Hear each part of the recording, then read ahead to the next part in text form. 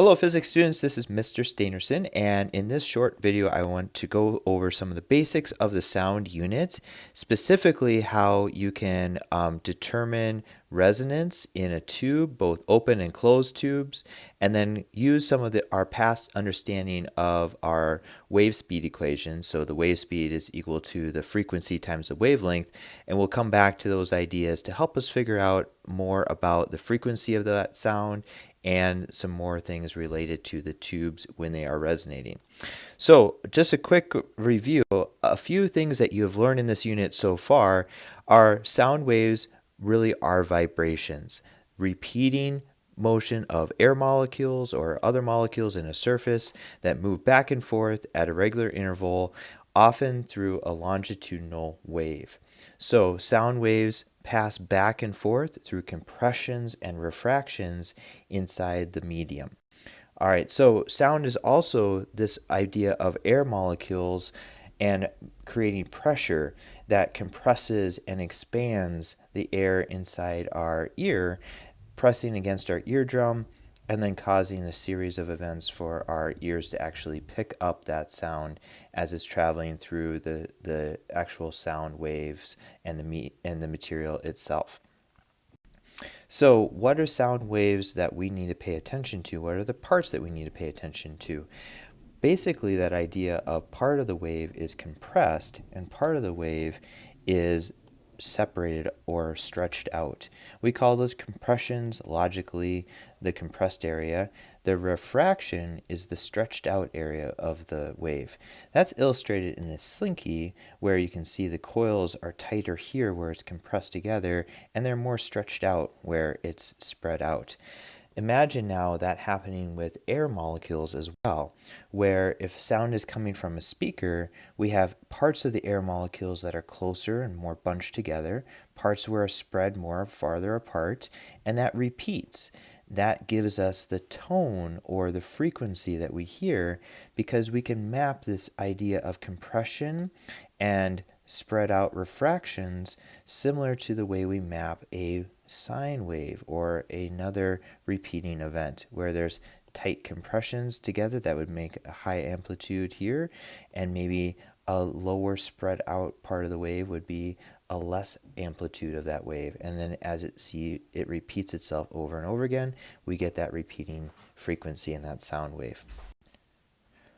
One thing you may have noticed is that our ears perceive sound with either high or low frequencies, and we interpret that as the pitch. So if you're playing a musical instrument, some instruments might have high notes, some instruments might have low notes, and that's all related back to the frequency of that the wave is producing.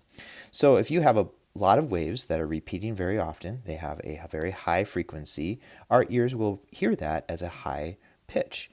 Low frequencies, on the other hand, so if a note's frequency doesn't happen quite as often, our ears perceive that as low pitch sounds. All right, so we're going to come back to these ideas when we talk more about instruments, but I want you to have that in your mind when we're talking about our next topic. So what is our ear and how is it able to sense different frequencies? Really depends on how those ear parts work together. So the eardrums and all of the inner bones of our ear, and also the way that our ear is picking up those vibrations changes as we age. So most of the time, younger people can hear up to higher frequencies, and older individuals cannot. And so you can do a hearing test, and often they do, where they test out what frequencies you're able to hear. A good range for most people is in this kind of 12,000 to maybe 15,000 hertz range for your upper levels. And as you age, those upper levels do decrease, so it's harder for you to hear higher pitch sounds. So if you take a look at all of the things that can perceive sound, animals generally have different ranges that they can perceive as well. So if you see in this chart here, comparing an elephant and a dog and a dolphin, the minimum frequencies are all different. In fact, elephants use often really low frequency sounds because they're communicating over vast distances.